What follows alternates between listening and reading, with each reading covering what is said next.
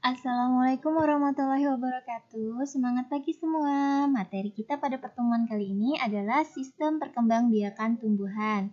Ini merupakan materi ilmu pengetahuan alam kelas 9 di semester ganjil. Nah, bagaimana saja cara perkembangbiakan tumbuhan tersebut? Di sini ada 3 cara. Yang pertama adalah secara vegetatif alami. Yang kedua secara vegetatif buatan. Dan yang ketiga adalah secara generatif.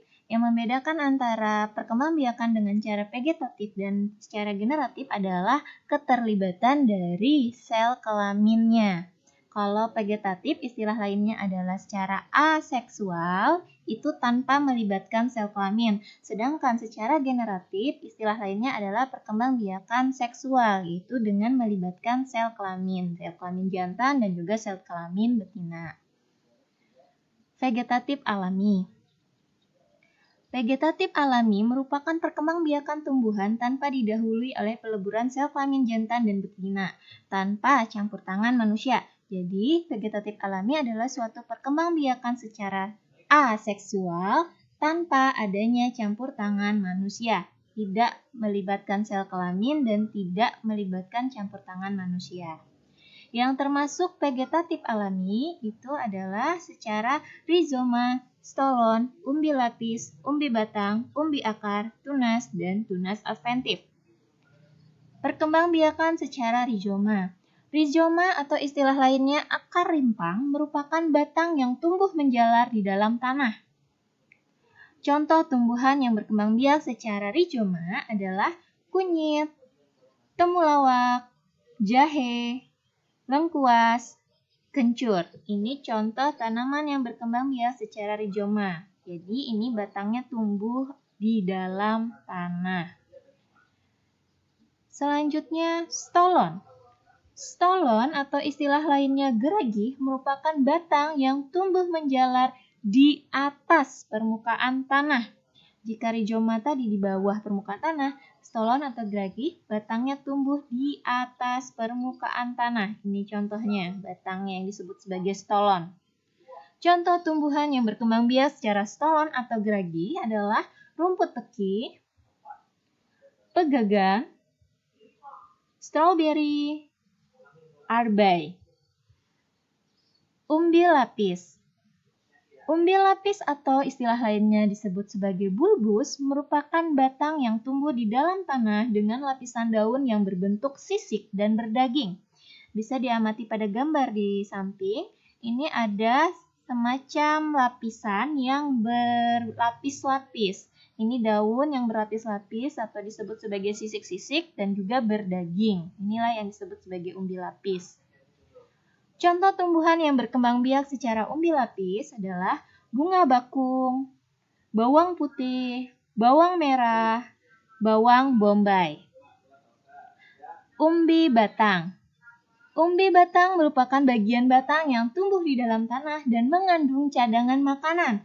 Jadi yang dimaksud umbi batang ini, penyimpanan cadangan makanan pada tumbuhannya adalah pada bagian batang. Jadi menggelembung batangnya. Ini contoh dari umbi batang.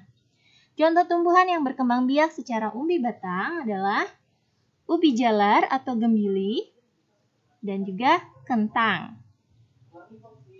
Umbi akar.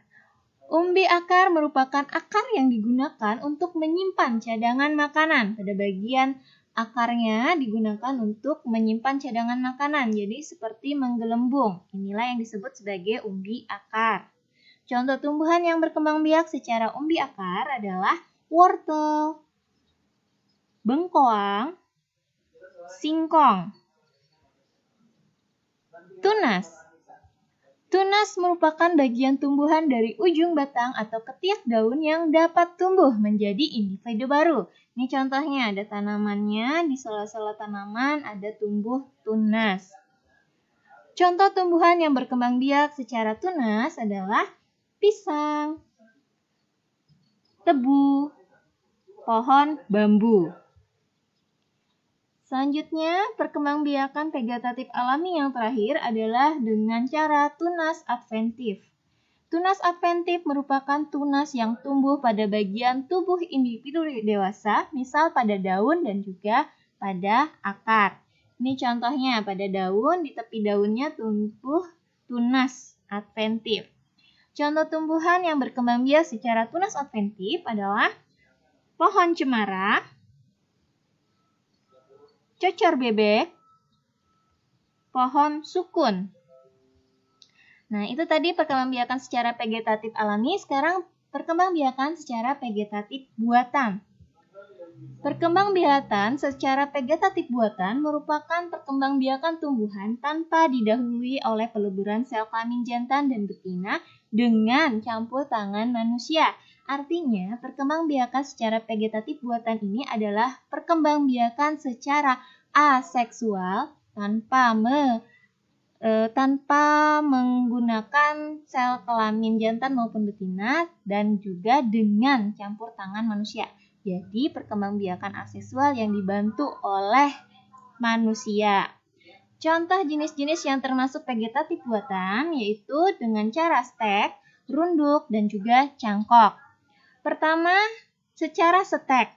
Stek merupakan teknik perkembangbiakan tanaman dengan cara memotong bagian tanaman untuk ditanam sehingga akan tumbuh menjadi individu baru. Bagian yang dapat disetek ini adalah akar, batang, dan daun. Jika yang distek adalah akar, maka disebut sebagai stek akar. Jika yang distek adalah bagian batang, maka disebut stek batang. Jika yang distek adalah daun, maka disebut sebagai stek daun. Ini adalah contoh tahap perkembangbiakan dengan cara stek. Jadi, di sini ada batang yang dipotong, potongnya secara diagonal sehingga ujung batangnya lancip.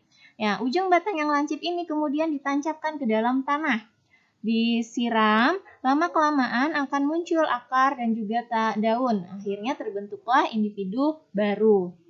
Contoh tumbuhan yang berkembang biak secara stek ada singkong, cocor bebek, maupun lidah mertua.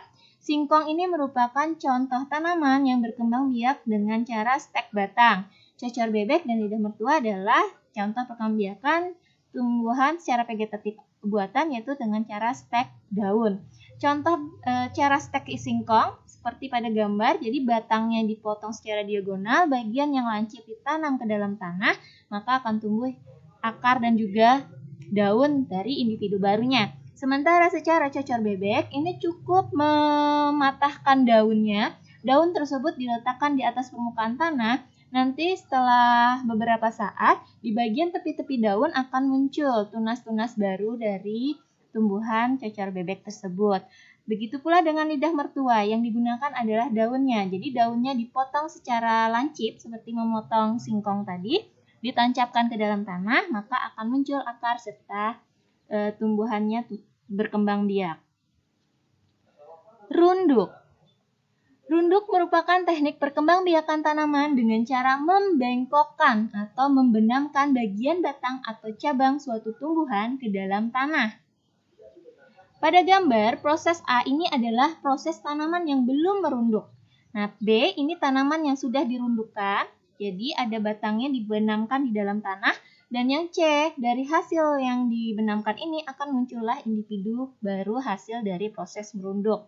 Syarat tanaman bisa diperkembangbiakan dengan cara runduk adalah memiliki batang yang lentur dan yang mudah dibengkokkan. Nah, dibengkokkan ke dalam tanah seperti ini. Contoh tumbuhan yang berkembang biak secara runduk adalah alamanda, stroberi, dan tanaman atau bunga melati. Yang ketiga adalah cangkok. Ini adalah cara perkembangbiakan yang cukup familiar di lingkungan kita. Cangkok merupakan teknik perkembangbiakan tanaman dengan cara membuat perakaran baru di atas permukaan tanah pada batang tanaman. Nah, untuk cangkok, tanaman yang bisa dikembangbiakan secara cangkok ini adalah tanaman dikotil atau tanaman berkeping dua. Jadi contohnya adalah tanaman yang memiliki kambium. Itu yang bisa dicangkok. Nah, caranya mencangkoknya adalah memilih batang dari tanaman unggul yang baik, misalkan yang buahnya berasa manis, itu dipilih batangnya, cabang batangnya itu kemudian dikelupas. Nah, dikelupas, dibersihkan kambium atau yang kita kenal sebagai getah, kita tahunya sebagai getah. Nah, itu dibersihkan terlebih dahulu. Setelah itu, setelah kering, itu ditutup dengan tanah.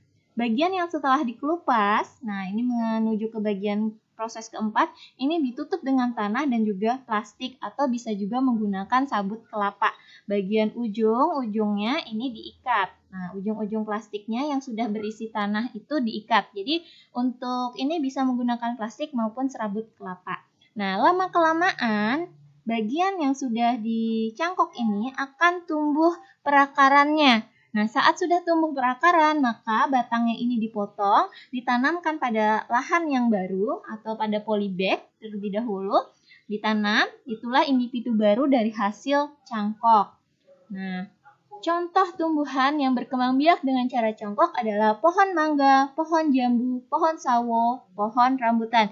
Jadi jenis tanaman yang tanaman dikotil ya, yang mempunyai getah atau kambium.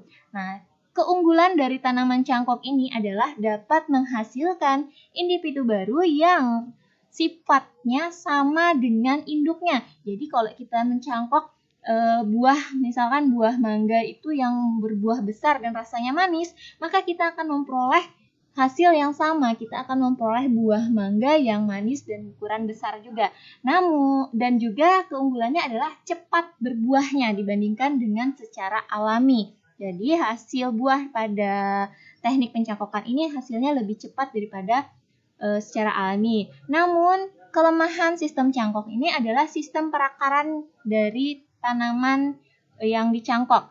Jadi tanaman yang dicangkok dengan cara hasil cangkokan itu dia akarnya lemah, tidak kuat, jadi condong kemungkinan untuk robohnya itu lebih besar. Ya, itu tadi sistem perkembangbiakan tumbuhan secara vegetatif alami dan juga vegetatif buatan. Cukup sekian, sampai jumpa pada pertemuan selanjutnya. Wabillahi taufiq wal hidayah. Wassalamualaikum warahmatullahi wabarakatuh.